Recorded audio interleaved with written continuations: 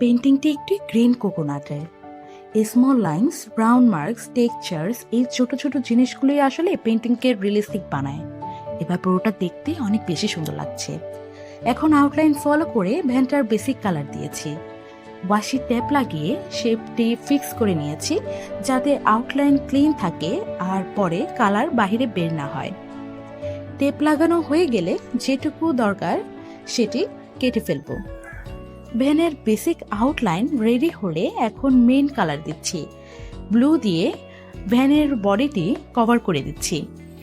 Blue দেওয়া হয়ে গেলে এর উপরে হোয়াইট মিক্স করে বডিটি পুনরায় কভার করে নিব। কালার দেওয়া হয়ে গেলে এখন পেরেকের অংশটি ডিটেলস করে নিব।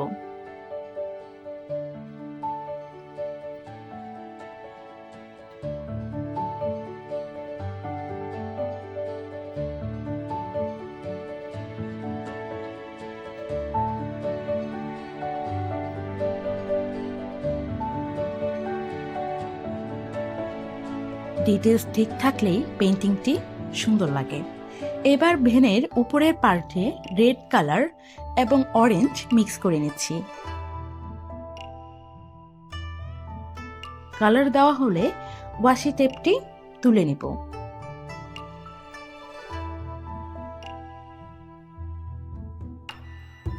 রেড আর ইয়েলোর মাঝে আমি এখানে ব্ল্যাক শেড দিয়েছি। এই ব্ল্যাকটি অ্যাকচুয়ালি দুই রঙের বাউন্ডারি ক্লিন করে আর ভ্যানটার বডিতে একটি শার্প সেপারেশন তৈরি করে। পেইন্টিংটা আরও ডিফাইন্ড লাগে। সব লেয়ার ড্রাই হয়ে গেলে ডিটেলস ফাইনাল করে নিলাম। এভাবেই সিম্পল স্টেপগুলো ফলো করলেই আর্ট ওয়ার্ক ক্লিন, কালারফুল আর ব্যালেন্সড হয়।